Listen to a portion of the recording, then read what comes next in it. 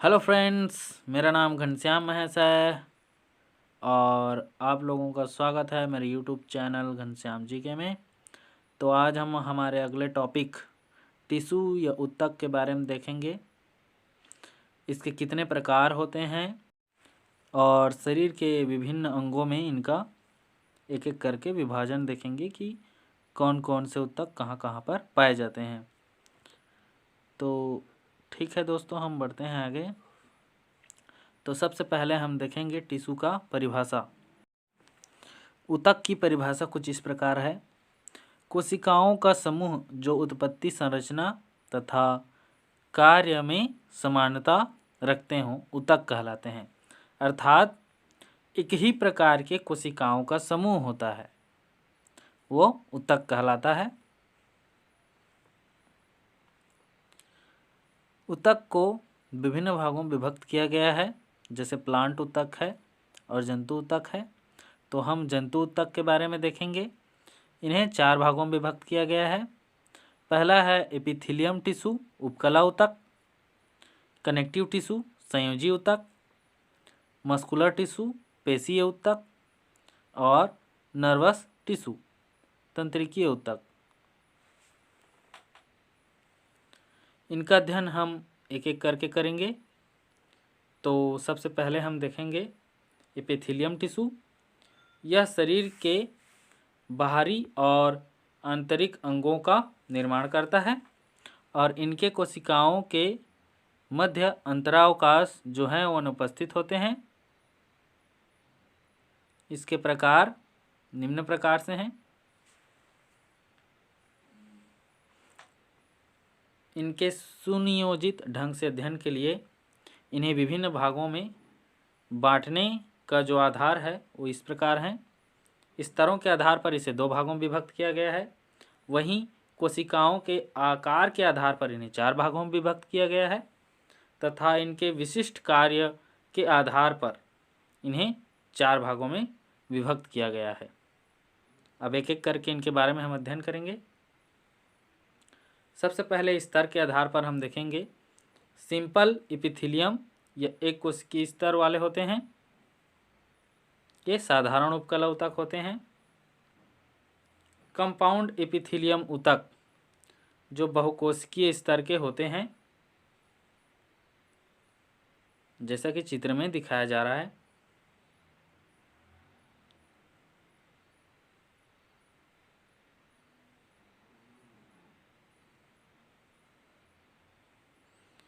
अब हम देखेंगे कोशिकाओं के आकार के आधार पर इनका विभाजन। स्क्वैमस एपिथेलियम सल्की उपकला ऊतक, क्यूबॉइडल एपिथेलियम घनाकार उपकला ऊतक, कॉलुमनर एपिथेलियम स्तंभाकार, ग्रैंडुलर एपिथेलियम ग्रंथिल उपकला ऊतक। एक एक करके इनके बारे में आप अध्ययन करेंगे। जो स्क्वैमस एपिथेलियम है वो एक स्तरीय होता है तथा इनका आकार साधारण होता है।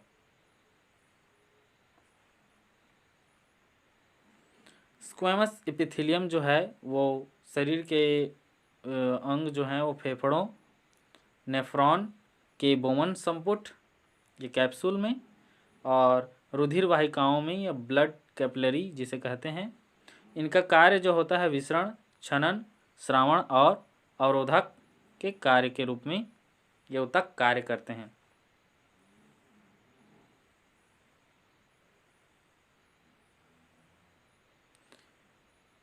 क्यूबॉइडल एपिथेलियम टिश्यू जो है वो घनाकार होता है। ये शरीर के salivary glands, kidney, capillaries, sweat glands अर्थात लाल ग्रंथि और वृक्क के जो नलिकाएं हैं और स्वेद या पसीने की जो ग्रंथि है उसमें पाए जाते हैं। इनका कार्य जैसे अंगों के आधार पर श्रावण, उत्सर्जन, अवशोषण और यांत्रिक सहारा प्रदान करना होता है। उसके पश्चात कॉलुमनर एपिथेलियम या घनाकार उपकलवतक, ये घनाकार होते हैं, आप देख ही सकते हैं चित्र में।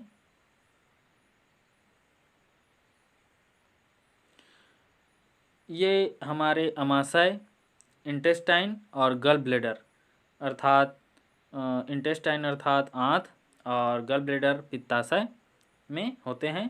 इनका कार्य होता है अवशोषण और पाचन में।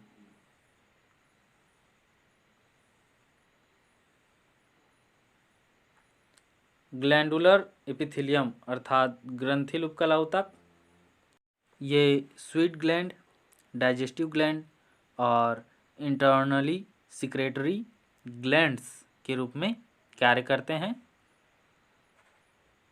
ये अंतरस्रावी ग्रंथि होती हैं। ये हमारे त्वचा, आहार नाल और अंतःस्रावी ग्रंथियां के रूप में पाई जाती हैं। विशिष्ट कार्य के आधार पर हम देखेंगे एपिथेलियम टिश्यू को, तो ये 4 प्रकार के होते हैं। सेंसरी एपिथेलियम संवेदी उपकलवतक, जर्मिनल एपिथेलियम जनन उपकलवतक, सिलिएटेड एपिथेलियम पश्चिमाभि उपकलवतक और ग्रैंडुलर एपिथेलियम जिसे हम देख चुके हैं। चूँकि ग्लैंडुलर एक विशिष्ट कार्य के रूप में, ग्रंथि एक विशिष्ट कार्य के रूप में होता है, इसलिए इसे इसमें भी रखा गया है। सेंसरी एपिथेलियम जो ऊतक होते हैं वो आकार में स्तंभाकार होते हैं, कोलुमनर, और ये कोशिकाएं जो हैं वो न्यूरॉन्स होती हैं, जिसे आप चित्र में देख ही रहे हैं। इनकी अगर पोजीशन देखें तो पूरे शरीर में रहती है। फिर भी एक उदाहरण के रूप में हम नासा छिद्र को ले लेते हैं, जिसमें आप देख रहे हैं इसके जो तंत्र है। उसके पश्चात रेटिना में इसका तंत्र किस प्रकार से फैला हुआ है, ये सब संवेदी अंग हैं। उसके पश्चात जर्मिनल एपिथेलियम टिश्यू, ये आकार में घनाकार होते हैं और आप टेस्टिस का अनुप्रस्थ काट देख रहे हैं, यहाँ पर स्पर्म बनते हैं।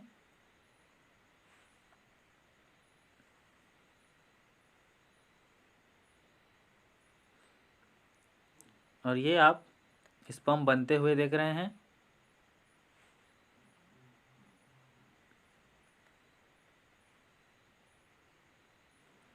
उसके पश्चात ओवरी में,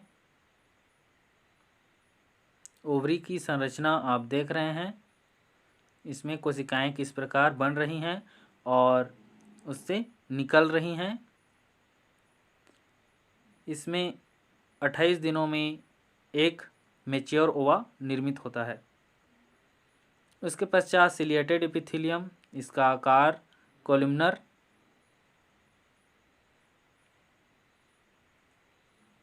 स्तंभाकार आप देख ही सकते हैं, और इसकी बाहरी सतह पर सिलिया के रूप में रमें पाई जाती हैं, इसलिए इसे सिलिएटेड एपिथेलियम कहा जाता है। इसकी स्थिति हमारे मुख गुहा, श्वास नली, गर्भाशय और फैलोपियन ट्यूब या अंडवाहिनी नलिका ओविडक्ट में होती है। ग्लैंडुलर एपिथेलियम, इसका आकार भी कोलुमनर होता है और ये हमारे शरीर के विभिन्न भागों में पाए जाते हैं। इसका अध्ययन हम ग्रंथियों के चैप्टर में करेंगे। फिलहाल इनका आकार आप देख ही सकते हैं किस प्रकार का है।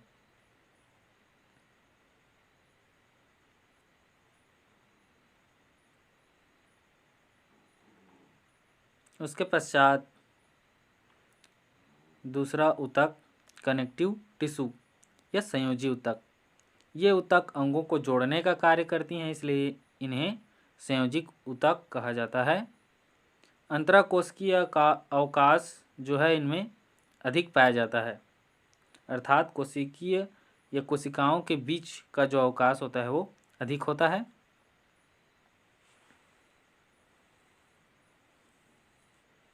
अब हम इनके विभिन्न प्रकारों के बारे में देखेंगे।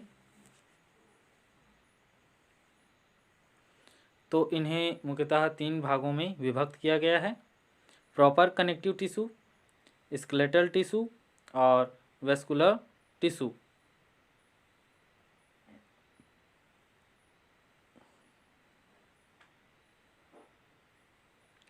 प्रॉपर कनेक्टिव टिश्यू जो है, इसमें मैट्रिक्स जो कम कठोर होता है और इन्हें 2 भागों में विभक्त किया गया है: एरियोलर टिश्यू और एडिपोज टिश्यू।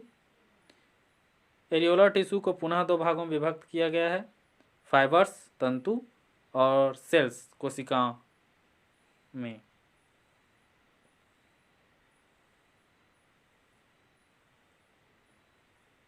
जो फाइबर्स होते हैं उन्हें पुनः 2 भागों में विभक्त किया गया है: वाइट फाइबर्स और येलो फाइबर्स।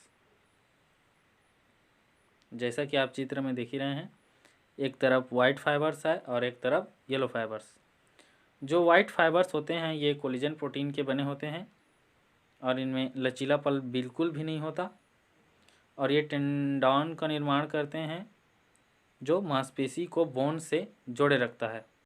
जैसा कि आप चित्र में देख ही रहे हैं, इसमें टेंडन जो है वो मांसपेशियों को हड्डियों से जोड़े रखता है। उसके पश्चात हम पढ़ेंगे येलो फाइबर्स। ये इलास्टिन प्रोटीन के बने होते हैं। ये मुलायम तथा लचीले होते हैं। ये लिगामेंट का निर्माण करते हैं जो हड्डी से हड्डी को जोड़ता है। जैसा कि चित्र में दिखाया जा रहा है, ये लिगामेंट हैं जो हड्डी और हड्डी के बीच के जोड़ बनाए हैं। कोशिका सेल्स ये 5 प्रकार में विभक्त की गई हैं। पहला है फाइब्रोब्लास्ट, दूसरा है हिस्टोसाइट्स, तीसरा है प्लाज्मा सेल्स, चौथा मास्ट सेल्स और पांचवा है लिम्फोसाइट्स। अब एक एक करके इनके बारे में हम अध्ययन करते जाएंगे। सबसे पहले हम देखेंगे फाइब्रोब्लास्ट। ये चपटी तथा शाखित तंतु का निर्माण करती हैं। जैसे कि आप देख ही रहे हैं, ये कोलेजन फाइबर्स से जुड़े रहते हैं।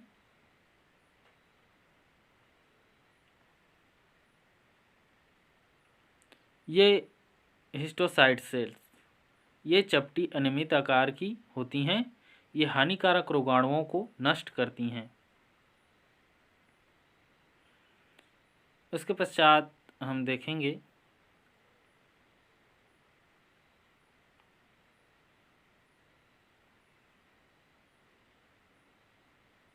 Plasma cells. ये अंडाकार होती हैं और ये कोशिकाएं जो हैं हमारे शरीर में एंटीबॉडी का निर्माण करती हैं। जैसा कि चित्र में भी आप देख सकते हैं कि ये कोशिकाएं जो हैं किस प्रकार से एंटीबॉडी का विसर्जन कर रही हैं। उसके पश्चात हम देखेंगे मास्ट सेल्स। ये गोलाकार होती हैं। इनमें विभिन्न प्रकार के रासायनिक पदार्थ बनते हैं, जिसमें निम्न हैं: हिस्टामिन प्रोटीन, हिपैरिन प्रोटीन जो कार्बोहाइड्रेट का बना होता है, सेरोटोनिन प्रोटीन ये होते हैं।